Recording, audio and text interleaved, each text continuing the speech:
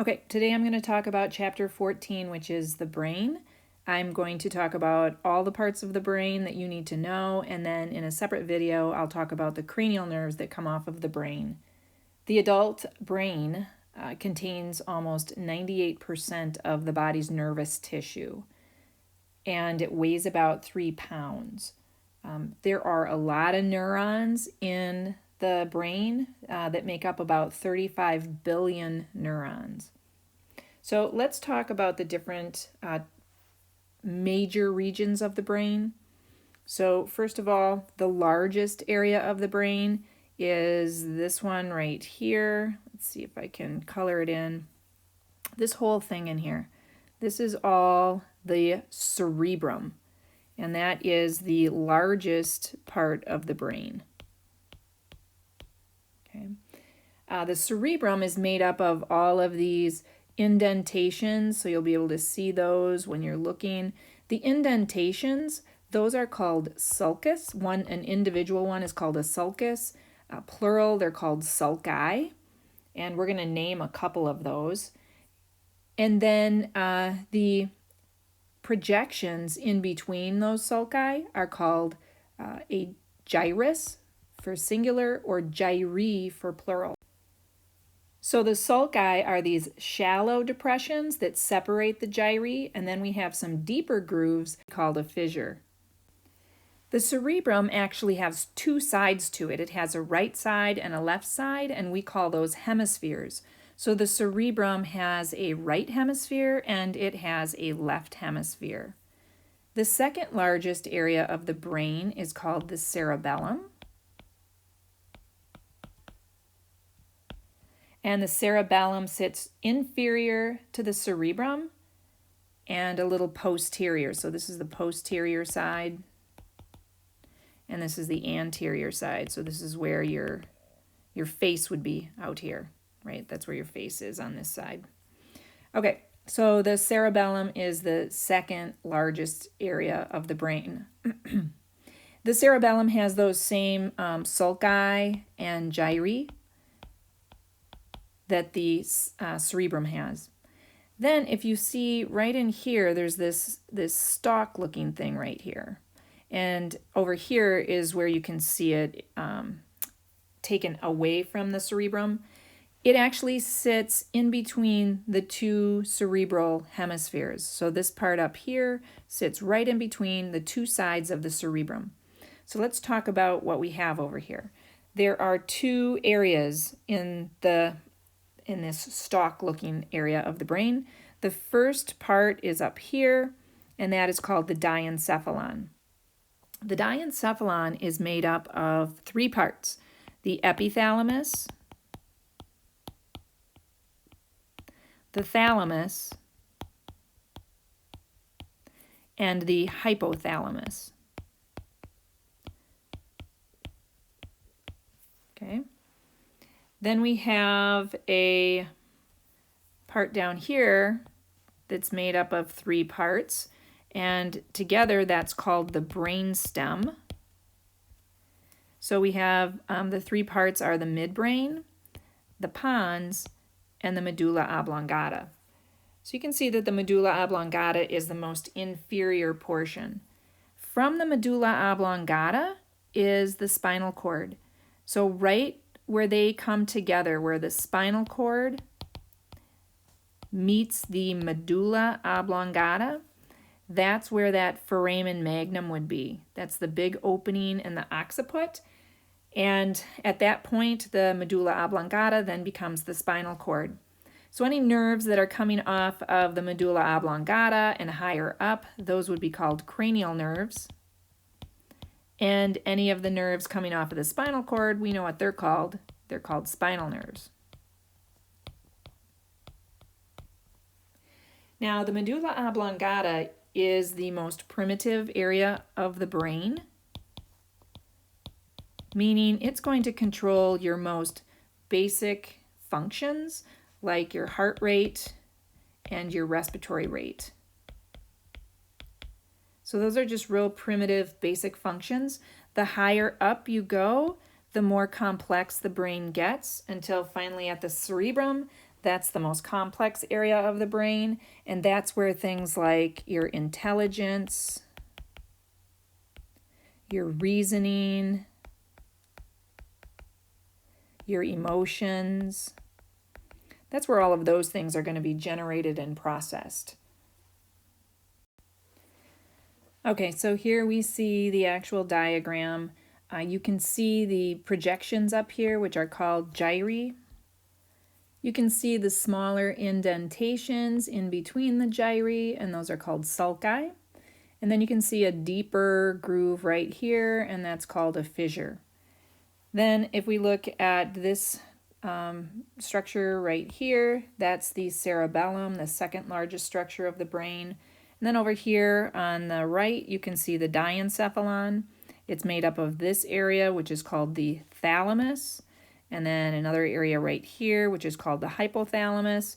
And then there's a little gland here that is called the is in the epithalamus area. That gland is called the pineal gland. Then you have the brainstem down here. So we've got the mesencephalon and the pons and the medulla oblongata. And those nerves that you see coming off of the medulla oblongata, those are called cranial nerves. The medulla oblongata then extends down into the spinal cord, and then that area is called the spinal cord. Okay. There are cavities inside the brain, deep inside the brain, that house a fluid that's called the cerebral spinal fluid. The cerebral spinal fluid helps to nourish the brain, protect the brain, carry nutrients to the area, carry away wastes. So these cavities are called ventricles. And we have the lateral ventricles. The lateral ventricles there's actually two lateral ventricles, and they're found in the cerebral hemispheres. So if we look at this picture here, this is an anterior picture right here on the right. So this is the right side, and this is the left side. Right here, this is a lateral ventricle in the right hemisphere, and this one is a lateral ventricle in the left hemisphere. Then we have the third ventricle, and the third ventricle is right here, and it sort of splits that area that we call the thalamus. The thalamus actually is split into two sides, a right and a left, and that third ventricle goes right down in between the two sides of the thalamus. It's connected to the lateral ventricles by these little ducts. And then the third ventricle is connected to this fourth ventricle down here. And this fourth ventricle is in between. If we look over on this other side here, you can see here's the fourth ventricle right here. And it's in between the cerebellum right here and the pons and the medulla oblongata right here. So it's just kind of right in between those two. And it's connected to that third ventricle. So here's the third ventricle up here. It's connected to that third ventricle by this really long aqueduct. So we call that an aqueduct. Okay, so the third ventricle, they're all connected. The lateral ventricle is connected to the third ventricle, and the third ventricle is connected to the fourth ventricle. Okay, so, and inside those, like I said, there's cerebral spinal fluid. Now that fourth ventricle then is connected to this long canal that goes down through the spinal cord. So we see it right here, and that is the central canal of the spinal cord.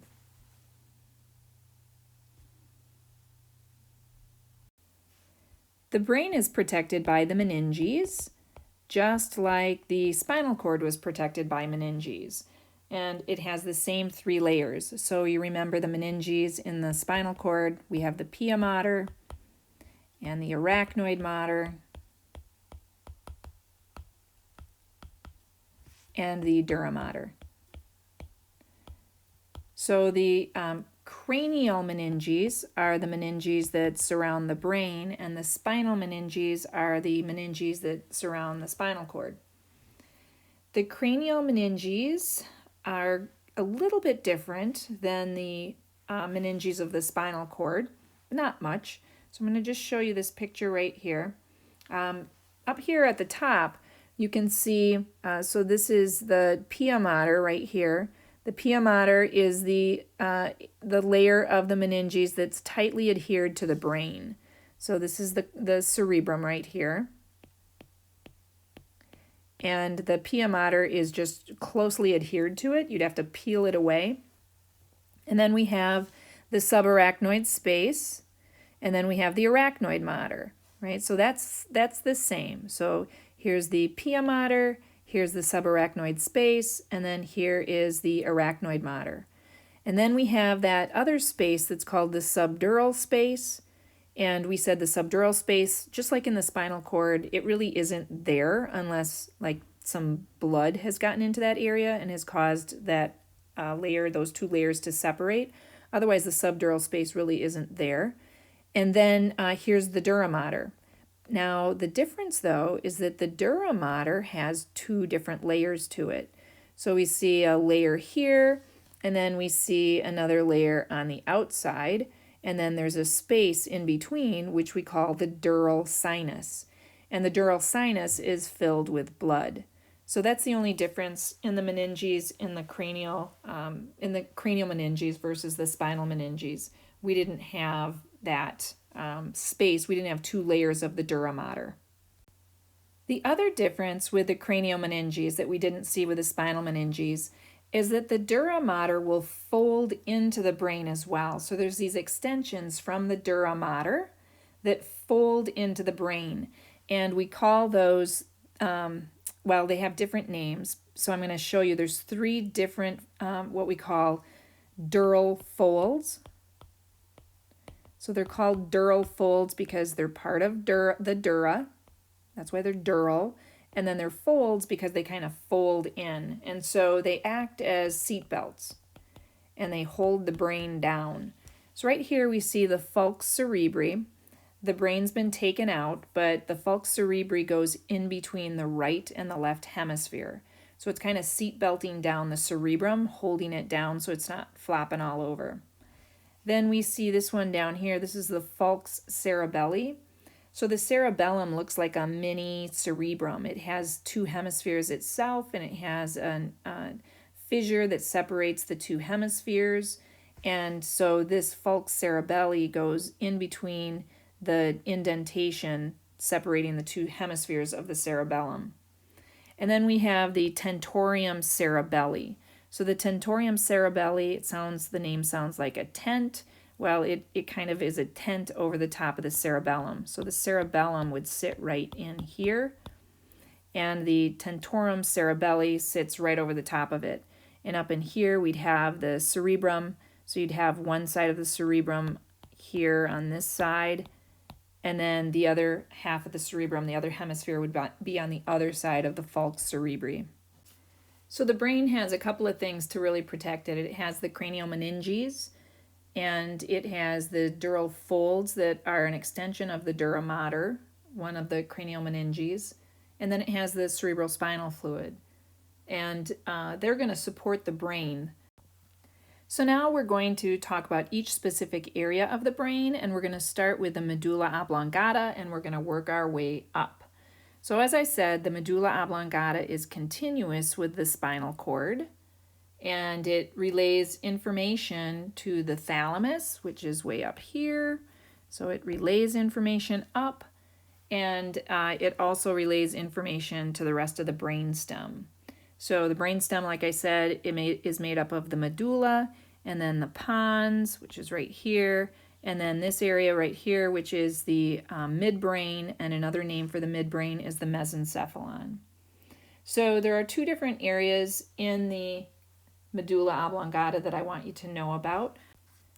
The medulla oblongata contains the cardiovascular center. The cardiovascular center is going to adjust the heart rate. It also is going to adjust the strength of the contraction of the heart.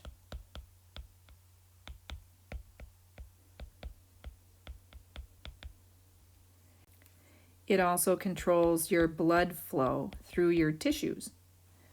There's another center in the medulla oblongata, which is called the Respiratory Rhythmicity Center.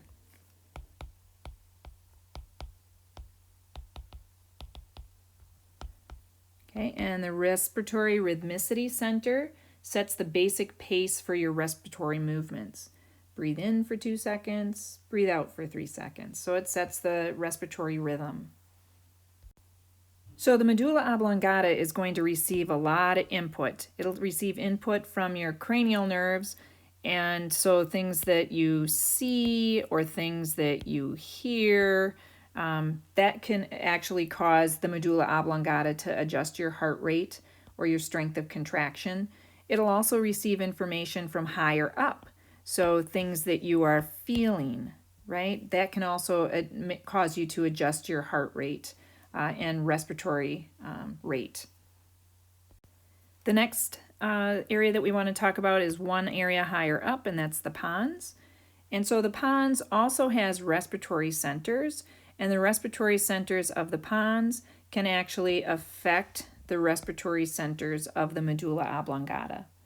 The other thing the pons has are fibers, neurons that are going to relay sensory information back to the cerebellum and then up to the thalamus as well. So there's just neurons, tracks in there. It's connected to the cerebellum. There's this big back here, that's where the cerebellum is. It's connected to the cerebellum by these peduncles. Okay, so there's superior, middle, and inferior peduncle. And so that's right here. You can kind of see those areas right in there. And that connects the pons to the cerebellum. Then the next area I want to talk about is this area right here, and that's the mesencephalon, but more commonly referred to as just the midbrain.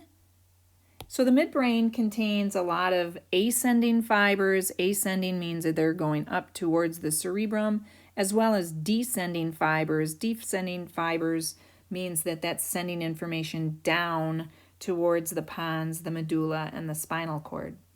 One group of descending fibers from the midbrain that you should know is called the cerebral peduncles. The cerebral peduncles contain these descending fibers that are carrying voluntary motor commands from the cerebral hemisphere, from the primary motor cortex, which we'll talk about in a bit. But it's bringing down motor commands, and they're just carrying the commands down. That's what the cerebral peduncles do. So remember, we talked about the cerebellar peduncles. That's connecting the pons to the cerebellum. Now we have the cerebral peduncles, which are carrying descending fibers down from the cerebrum. Another thing in the midbrain that we have is called the reticular activating system. So the reticular activating system is just an area that keeps you more alert and attentive. It actually keeps you conscious. If the reticular activating system were not working, then you wouldn't be conscious. Now let's take a look at the diencephalon.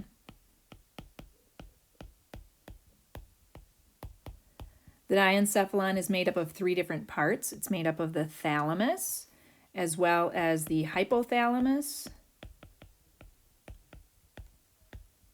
and the epithalamus.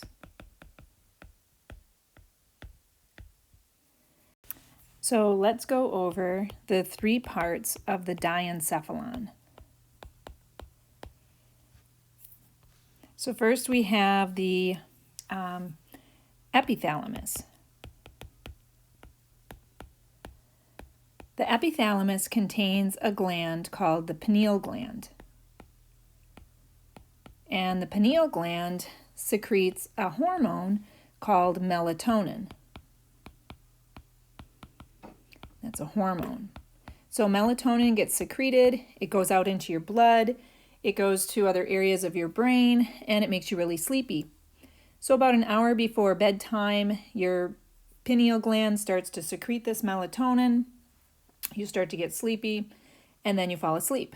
And then the pineal gland stops producing melatonin, and by the morning then the melatonin levels are really low in your blood, and then you wake up.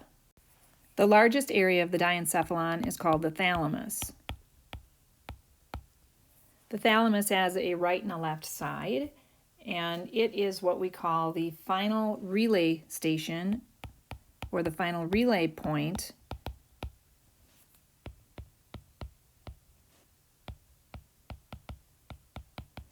for all sensory information.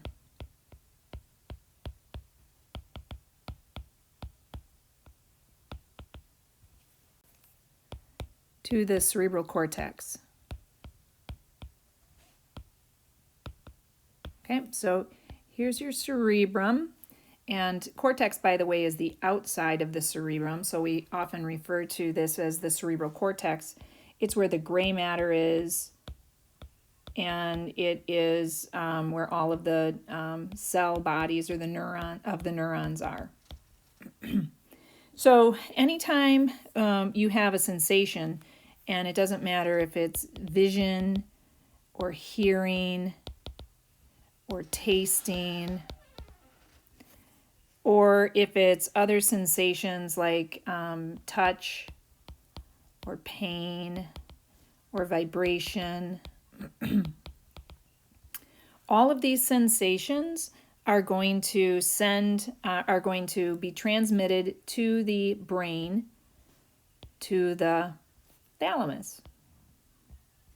And then at the thalamus, they're going to synapse onto another neuron, and that other neuron is going to go up to the cerebral cortex. So all the sensations have to stop in the thalamus before going up to the cerebral cortex.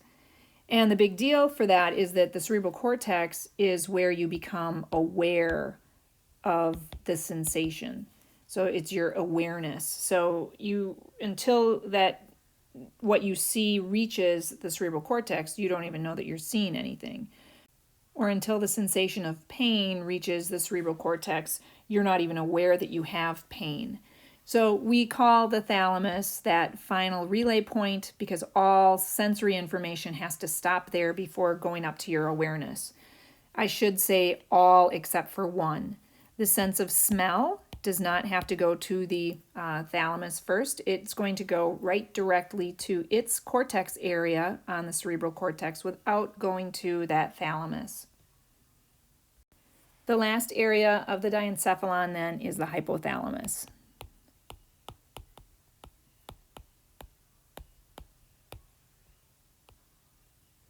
The hypothalamus it's kind of a triangular shaped portion of the diencephalon just below the thalamus. So the thalamus is above it. And then right here is the hypothalamus. It's connected to the pituitary gland. So here's the pituitary gland down here.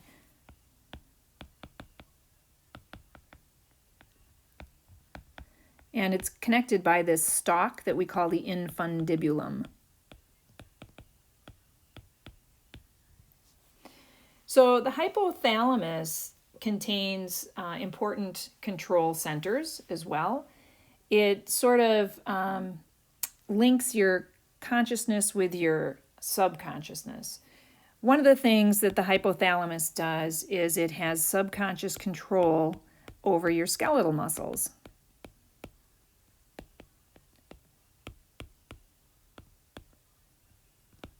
So most of the time, your skeletal muscles are going to work when you tell them to work. You're going to stand when you tell your skeletal muscles to contract. You're going to write when you tell your muscles in your arm to write. But subconscious muscle contraction can occur when the hypothalamus triggers it. And it's going to trigger it during emotions such as rage, pleasure, pain, sexual arousal, right? So, for example, if you're super angry and you're feeling a lot of rage, your face might contort into, you can tell that a person gets really mad. And that's kind of a subconscious control of those skeletal muscles. The person doesn't even know that they're doing it. They're just really angry and their face gets all twisted up. Another thing the hypothalamus does is it'll adjust the activities in the pons and the medulla, where the cardiovascular and respiratory centers are. So again, when you're feeling those feelings, like if you're feeling rage, for example, the hypothalamus will trigger the cardiovascular center in the medulla, and you'll have an increased heart rate. Or it'll trigger the respiratory center, and you'll have an increased respiratory rate. The hypothalamus also secretes two hormones. One of the hormones is called ADH, or the antidiuretic hormone, and when that gets released, it causes you to retain water. And so this occurs at the kidneys. So instead of urinating out more water, your kidneys are going to reabsorb that water, and you're going to retain that water. It also secretes a hormone called oxytocin. Oxytocin is a contracting hormone. It's a contractor. In the female, oxytocin will stimulate labor contractions,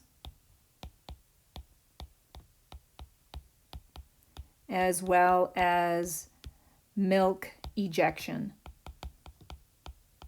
You know, when women say they're getting milk let down, it's ejecting the milk from the mammary glands in women that are breastfeeding. So oxytocin sounds a little bit like Pitocin. Pitocin is a drug that's similar to oxytocin that causes the uterus to contract, which is what labor contractions are. The uterus contracts and is trying to expel the fetus from the uterus. In the male, oxytocin is in the male reproductive tract. It targets the male reproductive tract to propel the sperm, as well as it causes the prostate to contract. And when the prostate contracts, it releases its secretions.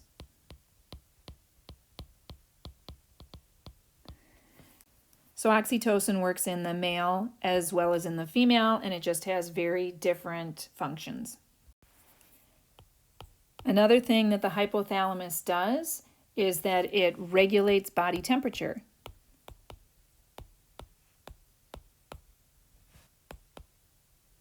So if your body temperature starts to fall, your hypothalamus will send out signals to your skeletal muscles and tell them to shiver. And then when you shiver, you will increase your body temp. Or if your body temperature starts to rise and get too high, then your hypothalamus will send out a signal to your blood vessels to tell them to dilate.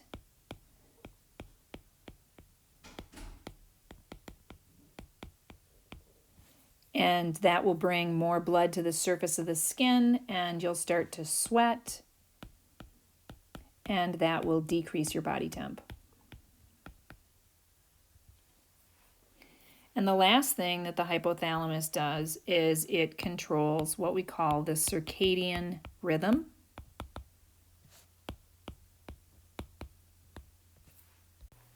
The circadian rhythm is that day-night cycle that we talked about with melatonin. Okay, so the hypothalamus actually stimulates the pineal gland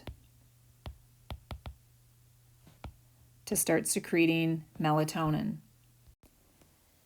So here we have a dissection of a brain. I just want to show you a couple of these parts that we talked about. Right here we have the thalamus. So that's the final relay station before neurons send that information up here to the cerebral cortex, because that's what this is right here, is the cerebral cortex. And then right below that, we see this triangular type of area that's called the hypothalamus. The infundibulum is the stalk leading from that hypothalamus, and it would go down to the pituitary, but the infundibulum has been cut and the pituitary gland is no longer there. Then up in this area right here, this is the pineal gland. So that is where that epithalamus is, because the pineal gland is in the epithalamus. This is a drawing of the hypothalamus, so I'll just show it to you here. So again, up above the hypothalamus is the thalamus, and this whole area in here is the hypothalamus. And you can see that the hypothalamus has a lot of different centers. All of these colored square areas, those are centers that control those functions that we talked about. There are a lot of different functions of the hypothalamus. Next, I want to talk about the cerebellum, and the cerebellum is the second largest area of the brain. We can see it right here. It is inferior and posterior to the cerebrum. So this is the cerebrum, or the cerebral cortex. And so it looks like a mini cerebral cortex. You can see all of the gyri in here, and you can see the little sulci in between the gyri. The cerebellum is divided into a right and a left side, so we call those cerebellar hemispheres. So there's the left hemisphere of the cerebellum, and there's the right hemisphere of the cerebellum. Here's a cross-section of the cerebellum, and when we look at it, you can see the darker gray area is on the outside, and then if you look at the inside, you can see white neural tissue, and so that's the white matter. So we've got both gray matter, and then we have white matter. Now, if you look at the white matter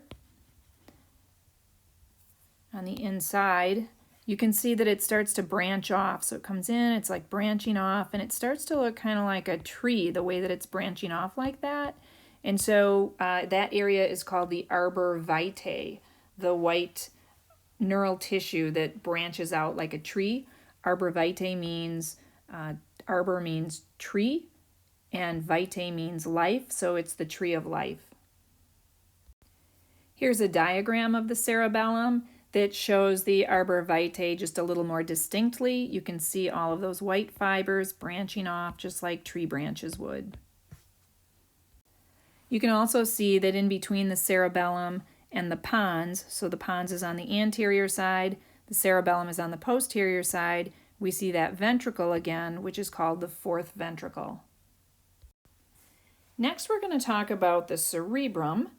But before we do, I want to mention an area that has some neural tissue in the cerebrum and some neural tissue in the diencephalon, and that is called the limbic system.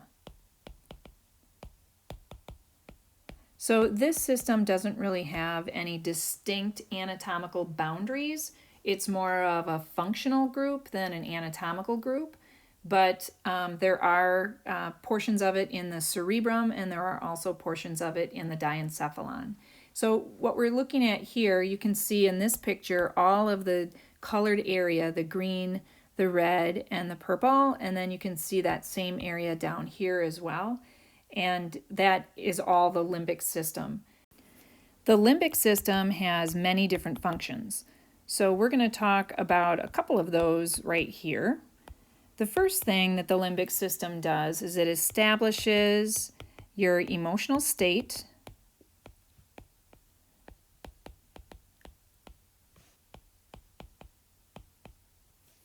and the related behavioral drive.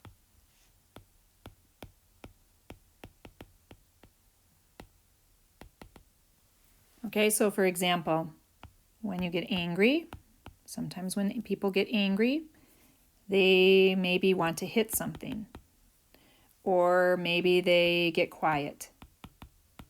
Okay, so this is the behavioral drive, and this is the emotion. Or for example, when a person is sad, sometimes that makes them want to eat. So sad is the emotion, eating is that behavioral drive. Another thing that the limbic system does is it facilitates memory storage and retrieval.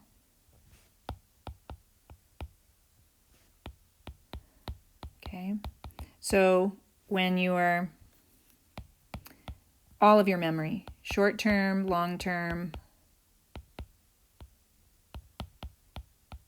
All your memories are stored in the limbic system. And then when you try to retrieve that information, the retrieval part of it is also coming from the limbic system.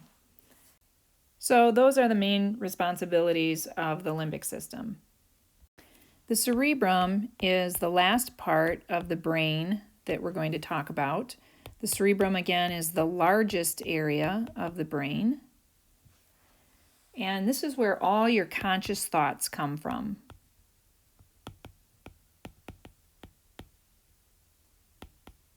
This is where all your intellectual functions come from. Your ability to reason. The cerebrum is involved in the processing of somatic sensory and motor information, meaning when sensory information comes in, the cerebrum has to determine what that sensory information is, and then it has to send motor commands out. So those have to be appropriate motor commands. If, for example, if a bug is biting your arm, the appropriate motor response would be to slap at that bug to get it off your arm. The outer portion of the cerebrum is called the cortex. The cortex is made of gray matter, so it is cell bodies of the neurons.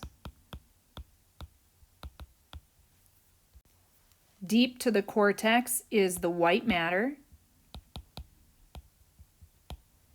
And then deep to that white matter is another body of neural tissue that is also gray matter.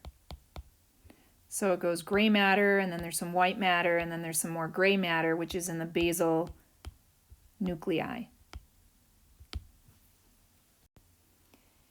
Here's a picture of the cerebral cortex. It's the gray matter on the outside of the cerebrum. Again, we see these projections, which are called gyri, and the indentations in between them, which are called the sulci. The deeper grooves are called fissures. And we divide the cerebral cortex into lobes. And so those lobes are going to be named according to the corresponding cranial bones that they're underneath. So the occipital lobe is right here in this green area, and it sits underneath the occipital bone. The parietal lobe right here sits underneath the parietal bone, and the frontal lobe right here sits underneath the frontal bone. Then we have the temporal lobe right here, which sits underneath the temporal bone. So now let's get a little more detailed. One of the sulcus we name, this one right here that divides the frontal lobe from the parietal lobe, is called the Central Sulcus. This sulcus right here we call the Lateral Sulcus. We also name a couple of the gyri. So if we look back again at that Central Sulcus, the gyrus that is right behind that sulcus, right here, so that's a gyrus, it's an elevation, that's called the post-central gyrus. And then if we look at the gyrus that is right in front of that Central Sulcus, or just anterior to it, we call that the Precentral Gyrus. And those are going to be important. The post-central gyrus and the precentral gyrus, those names are telling you the location of them. Later I'm going to give them a term, a name that describes their function. So you do want to know both the anatomical name and the functional name of those gyri and then what they do. This is showing one of the hemispheres. So the hemispheres have been separated, and there's a couple of things I want to show you on the medial aspect of the cerebral cortex here. So again, we can see that central sulcus right there, and we can see the precentral gyrus right there, and we can see the post-central gyrus right here. Okay, so you can still see those. There's another thing I want to show you is this, white band of material right here, that is called the corpus callosum. And the corpus callosum is a band of white material that connects the right and the left cerebral cortex. It connects the two hemispheres together. On this view, we can also see the occipital lobe right here. We can see the parietal lobe right here. So the parietal lobe, again, is the area behind the central sulcus. And in the front here, we can see the frontal lobe. Okay, and the frontal lobe, again, is the area in front of that central sulcus. Also on this view, we can see right here, this is a sulcus that separates the occipital lobe from the parietal lobe, and so that is named the parieto-occipital sulcus. Now let's take a look at some of the functional areas of the cortex. So again, we're going to start here with the central sulcus, and right in front of that central sulcus is that Prefrontal Gyrus. So right there is the Prefrontal Gyrus, and that's where it is, that's its anatomical name, but functionally it is the primary motor cortex. So all of your voluntary skeletal muscle contractions start here. When the brain wants to tell you to lift your arm, that information, that motor command comes right from this gyrus. That motor command will go down through a neuron that will synapse onto a spinal nerve or a cranial nerve and will go out to your skeletal muscles. The post-central gyrus is right behind the central sulcus, so it's right here. And this primary sensory cortex is where all the sensory information ends up.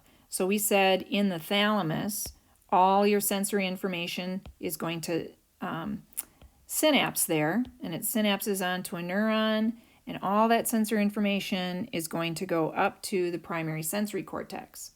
That is, if that sensory information contains things like touch and vibration and pain.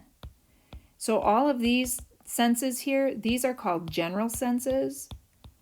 They're called general senses because the receptors for these things are scattered all over your body. So they're generally all over your body, and we call those the general senses. So the primary sensory cortex is going to receive all the general senses.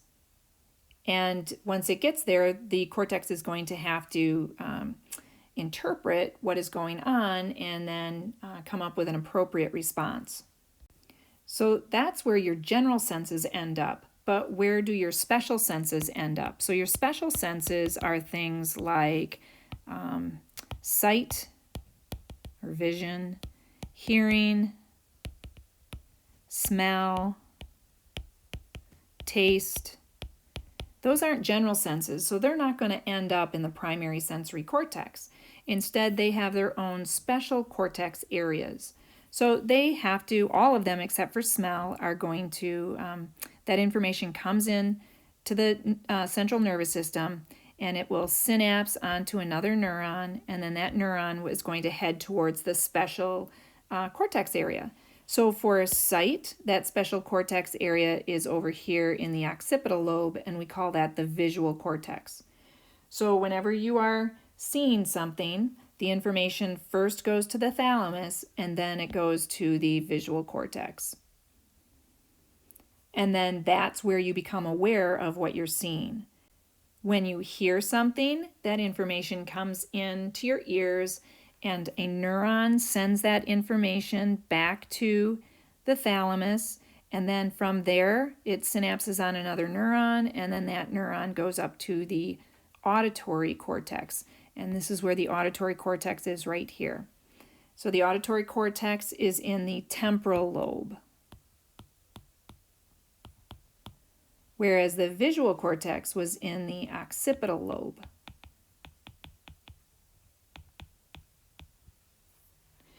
So once the information gets to the auditory cortex here, which is in the temporal lobe, then you can become aware that you're hearing something. And taste has a special cortex area. It's right here in the frontal lobe. So taste is in the frontal lobe. Whenever you taste something, that information stops at the thalamus, then goes up to the frontal lobe, and then you become aware that you're tasting something. When you smell something, that information is going to go to a special cortex area as well, and that's known as the olfactory cortex. But instead of stopping in the thalamus, whenever you smell something, it is going to directly go into that olfactory cortex without stopping in the thalamus at all. So these areas of the cortex, all these special cortex areas and the primary sensory cortex area, they're just making you aware of a sensation, but they can't really interpret what that sensation is. So then we have these association areas that will interpret what exactly it is that you're sensing. So we'll go through a few of those. In this area back here, next to the visual cortex, we have the visual association area. So the visual association area is going to help you to interpret what you just saw. So you might see the letter C and the letter A and the letter T, and that visual association area is going to help you interpret that that's the letter C, that's the letter A, that's the letter T, and that spells cat. The visual cortex area, all that did was say, oh yeah, I saw something. There's something there in my vision, and it's the association area that helps you figure out what that is. So reading is a big part of that visual association area. Another association area is right here, and that is called the auditory association area. So the auditory association area is going to help you to interpret what you hear. So the auditory cortex right here, that tells you, yeah, you're hearing something, but the auditory association area right here is helping you to interpret what it is. So when you hear words, then you are able to interpret what those words mean. So the auditory association area has a lot to do with language. Another association area that we have corresponds with the primary sensory cortex. Remember, this is where all your general senses come into. So, and again, by general senses, those are things that you can feel all over your body, and the receptors aren't located in one small area. So again, things like pain and touch and vibration, those are all general senses. When the sensory information comes up to this primary sensory cortex, then you become aware that you're sensing something. But it's this area right behind it here, which is the association area. And that association area is called the somatic sensory association area. This is what will interpret what you felt. So maybe you feel a mosquito on your back, biting at your back. Well, the primary sensory cortex tells you that yes, you feel something. It's the somatic sensory association area that helps you to interpret that that might be a mosquito biting at your back. All those association areas that I mentioned are sensory association areas, but there is one motor association area. That motor association area sits right in front of the primary motor cortex, and it's called the somatic motor association area. Remember the primary motor cortex that's right here. This sends out commands to your skeletal muscles, telling your skeletal muscles to move. Well, the somatic motor association helps those movements become more coordinated and learned. So what we tend to say is that the somatic motor association is where you have muscle memory. It helps to coordinate complex movements. So, for example, when you're learning how to play the piano, originally that's going to be more difficult, but as you practice and practice, you start to gain some muscle memory, and then it just becomes easier and easier. So the somatic motor association area is the memory, and then it sends information to the primary motor cortex, which will then send the information down to those skeletal muscles and have them contract in a coordinated motion. All right, so just finish clearing off this area a little bit. All right, so the next thing I want to talk about are these areas that are called integrative centers.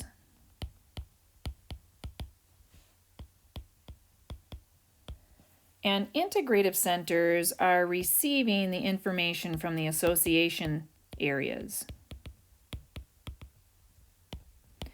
So the association areas they are the ones that interpret things, right? They interpret sensations. And they send that information to these integrative centers. And then these integrative centers are going to send the information to the motor cortex areas so that you do something. So this motor cortex area then will send out commands, right? So the integrative center is sort of the middleman. It's an area that receives the information from the association areas, and then it directs the complex motor activities. So in a way, it's just connecting the two. It's saying, this is what I'm feeling, so this is what I'm going to do. Now, there's a couple of integrative centers that I want you to know about. One is called Wernicke's area, otherwise known as general interpretive.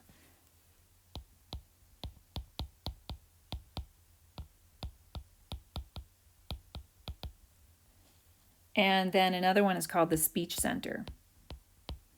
So I'm going to take a look at those. We're going to go to the next page to look at those. All right, so again, we're talking about the integrative centers.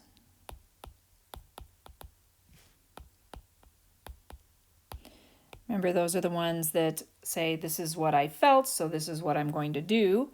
And we have the general interpretive center is the first one, or the general interpretive area. Another name for this is Wernicke's area. So Wernicke, the W sounds like a V.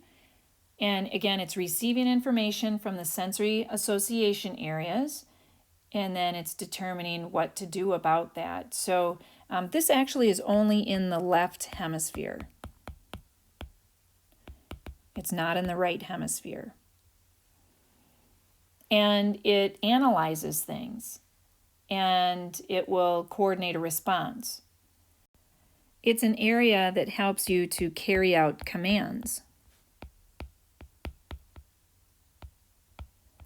So, for example, if you are told to sit here, it's the general interpretive area that takes in that instruction and then sends out a message to the motor commands that will send out messages to your muscles, so then you will sit here. But if you have damage to that area, you might understand what sit means and you might understand what here means, but you can't send out the proper motor command. With damage to the general interpretive area, you would understand what sit means and you would understand what here means, but you wouldn't be able to follow out that command because you wouldn't be able to put those two words together. Another integrative center is the speech center.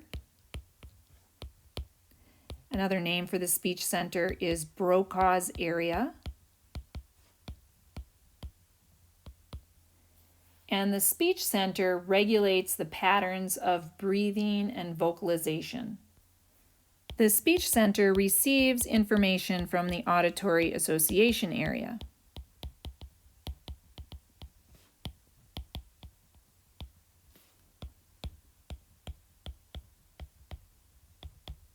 So the auditory association area is interpreting what you hear. So you know what you hear because of the auditory association area. And then the speech center sends commands to your tongue and throat and speech muscles, basically. So if you were to have damage to the speech center, if the speech center were damaged, then you wouldn't be able to make those sounds to create words. So instead, a person would, if they had damage to the speech center, could utter sounds but not words, kind of like but not be able to come up with the words. However, if their speech center were intact, so if the speech center was working, but it was the auditory association area that wasn't working, then a person might be muttering things that just don't make sense. They can come up with the words, but they're not going to make sense at all. Like the tree goes, store, tonight, try, home. Something like that, where the words just don't string together and they don't make sense, but they're able to actually come up with the words. Another integrative center is the prefrontal cortex. So the prefrontal cortex is found in the frontal lobe. The prefrontal cortex performs abstract intellectual functions, such as predicting consequences of actions. So this is the area of the brain that they say isn't quite developed until 25 years of age.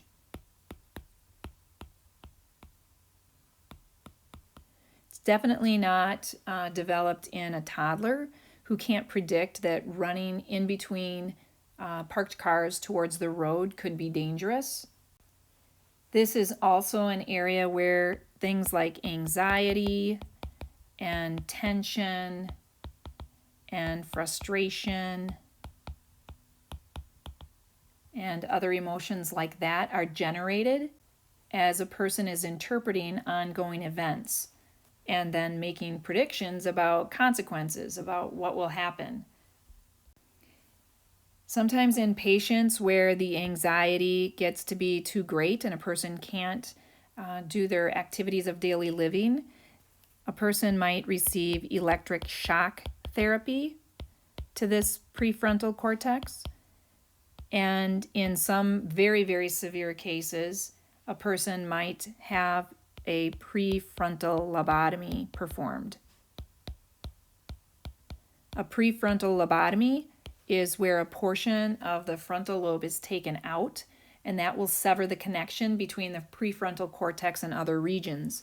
So even though the prefrontal cortex is still generating anxiety and tension and frustration, those connections are broken, and so there won't be any developing response.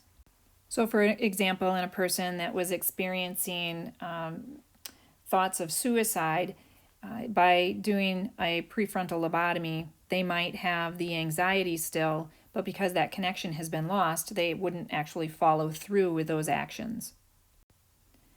So here's a picture showing those different areas. Here's the general interpretive area. It sits mostly in the parietal lobe, although some of it goes down into the temporal lobe. Here is the speech center. The speech center is in the temporal lobe. And then here's the prefrontal cortex. So both the speech center and the general interpretive areas, they are in the left hemisphere only. And the prefrontal cortex is in both hemispheres. Lastly, I just want to talk about hemispheric lateralization. So this is a picture here showing both hemispheres, both cerebral hemispheres. This is the right cerebral hemisphere, and this is the left cerebral hemisphere. The hemispheres are divided by this long fissure that's called the longitudinal fissure. And the longitudinal fissure separates the two hemispheres. In most people, the left hemisphere is going to contain the general interpretive and speech centers, like I talked about, and also will contain areas for reading and writing and speaking. For people that are right-handed, their premotor cortex is going to be larger on the left than it is on the right, because those motor commands will come from the left side and then cross over to the right hand. The left hemisphere is also important for performing analytical tasks, such as mathematics and calculations. The right hemisphere is important in analyzing sensory information, like analyzing touch. It helps to identify things like touch and smell and sight. The right hemisphere is also important in recognizing faces and understanding three-dimensional relationships, analyzing emotional context of conversations, etc. Okay, and then this ends the part of chapter 14 on the brain, and I will be talking about the cranial nerves in another video.